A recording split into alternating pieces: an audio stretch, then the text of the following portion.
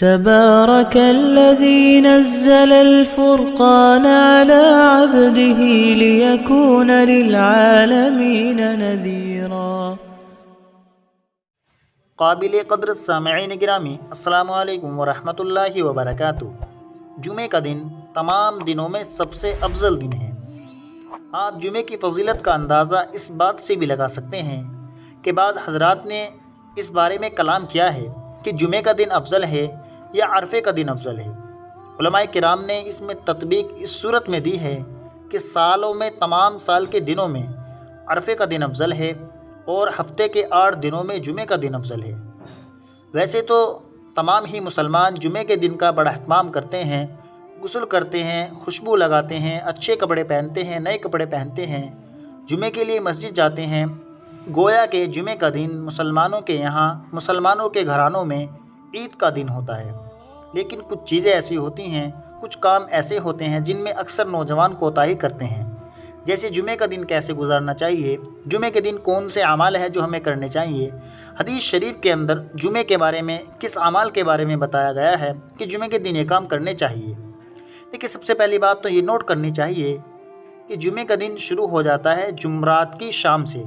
جیسے ہی جمعرات کی شام میں مغرب کے وقت سورج غروب ہو جاتا ہے، ویسے ہی جمعہ کا دن ایک دم شروع ہو جاتا ہے اور یہ رہتا ہے جمعہ کے دن مغرب تک۔ یعنی جمعہ کے دن جب مغرب میں سورج غروب ہوتا ہے تو جمعہ کا دن ختم ہو جاتا ہے، اگلے دن اسٹارٹ ہو جاتا ہے۔ اور جمعہ کے دن ایک کام تو یہ کرنا چاہیے کہ سورہ کہف پڑھنی چاہیے۔ سورہ کہف کب پڑھنی چاہیے؟ سورہ کہف آپ جمعرات کے شام سے، یعنی جب جمعہ کا دن اسٹارٹ ہو جائے مغرب کے وقت سے جمعہ کے دن مغرب تک پڑھ سکتے ہیں، کسی بھی وقت پڑھ سکتے ہیں۔ سورہ کہف پڑھنے کے بہت سے فائدے ہیں، ان میں سے ایک فائدہ تو یہ ہے کہ دجال کے فتنے سے وہ محفوظ رہے گا اور اس کے ایک ہفتے کے گناہ، صغیرہ گناہ معاف کر دیے جائیں گے۔ اور جمعہ کے دن دوسرا کام جس میں اکثر مسلمان کوتاہی کرتے ہیں وہ یہ ہے کہ درود پاک کا اہتمام کرنا چاہیے۔ درود پاک آپ صلی اللہ علیہ وسلم پر جمعہ کے دن کثرت سے بھیجنا چاہیے، اس لیے کہ بعض روایتوں سے مفہوم ہوتا ہے کہ عام دنوں میں اگر کوئی اللہ کے نبی پر درود پڑھتا ہے تو اللہ تعالیٰ اس پر 10 رحمتیں بھیجتے ہیں، لیکن اگر کوئی جمعہ کے دن پڑھتا ہے تو اس پر 70 رحمتیں اللہ تعالیٰ نازل فرماتے ہیں۔ اور تیسرا کام جو جمعہ کے دن یہ کرنا چاہیے کہ مرد حضرات کو مسجد میں جلدی جانا چاہیے، کیونکہ مسجد میں جلدی جانے کا بڑا ثواب ہے۔ آپ نے حدیثوں کے اندر سنا ہوگا کہ مسجد کے گیٹ پر 2 فرشتے مقرر رہتے ہیں، جیسے جیسے کوئی آتا ہے تو اس رجسٹر میں اس کا نام لکھ دیا جاتا ہے اور خطبہ ہونے تک یہ سلسلہ جاری رہتا ہے اور اسے ثواب ملتا رہتا ہے۔ خطبہ ختم ہوتا ہے تو فرشتے بھی اپنا رجسٹر بند کر دیتے ہیں، اس لیے مسجد میں جلدی جانا چاہیے۔ جو لوگ مسجد میں جمعہ کے دن دیر سے جاتے ہیں، لیٹ جاتے ہیں، وہ بڑے ثواب سے محروم ہو جاتے ہیں۔ اور جمعہ کی نماز میں، جمعہ کی جماعت میں اور جمعہ کے وقت میں مسجد میں جو روحانیت ہوتی ہے اس سے وہ لوگ اکثر محروم ہو جاتے ہیں جو خطبے کے بالکل قریب جاتے ہیں۔ اور ایک کوتاہی جس میں مسلمان کرتے ہیں، سواری سے جاتے ہیں۔ مسجد میں پیدل جانا سنت ہے اور امام کے قریب جا کر کے بیٹھنا چاہیے، خطبہ سننا چاہیے، اور جیسے ہی خطبہ شروع ہو جائے خطبہ ختم ہونے تک بات نہیں کرنی چاہیے۔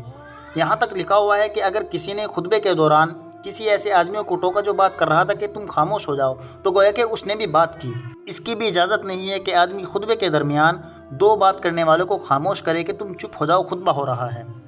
اور اسی طریقے سے ایک کوتاہی جس میں لوگ اکثر غلطی کرتے ہیں کہ دعا۔ جمعہ کے دن قبولیت کی گھڑی ہوتی ہے۔ اب وہ گھڑی کس وقت ہوتی ہے؟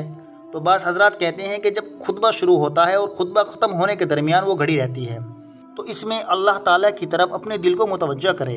ہاتھ اٹھا کر دعا مانگنا ضروری نہیں ہے، بلکہ آپ دل ہی دل میں جو آپ کی جائز تمنا ہو، جائز مراد ہو، اسے مانگے۔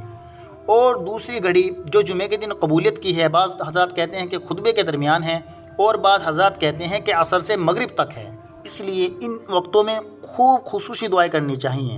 ہماری وہ دعائیں جو قبول نہیں ہوتی ان وقتوں میں مانگنی چاہیے، لیکن یاد رکھے کہ وہ دعا شریعت کے مطابق ہو، جائز دعائیں ہوں اور یقین کامل کے ساتھ ہو، شک نہ ہو کہ پتہ نہیں اللہ قبول کرے گا یا نہیں کرے گا، بالکل کامل یقین کے ساتھ ہو۔ اگر بہتر ہوگا، ہمارے نصیب میں بہتر ہوگا تو انشاءاللہ اللہ ضرور لکھے گا۔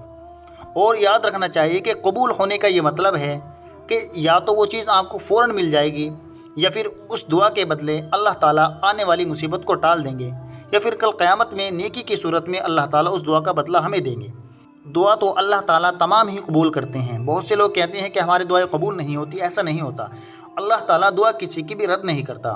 ہاں، دعا کے 3 پہلو ہوتے ہیں یا تو فوراً دے دیا جاتا ہے یا کوئی مصیبت ٹال دی جاتی ہے، یا کل قیامت میں اللہ تعالیٰ اس کو اس کی دعا کا صلہ دیں گے نیکی کی صورت میں۔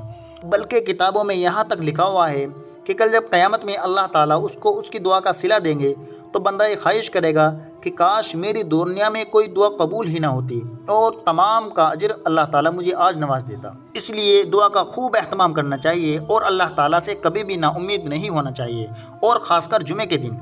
اللہ تعالیٰ تمام لوگوں کو جمعے کے دن کی تعظیم نصیب فرمائے اور جمعے کی ہدایت انوار و برکات سے اللہ تعالیٰ ہم سبھی کو سرفراز فرمائے، آمین یا رب العالمین۔ میں ہوں بندہ تیرا، تو ہے مالک میرا یا الہی، تیرے در پہ کھڑا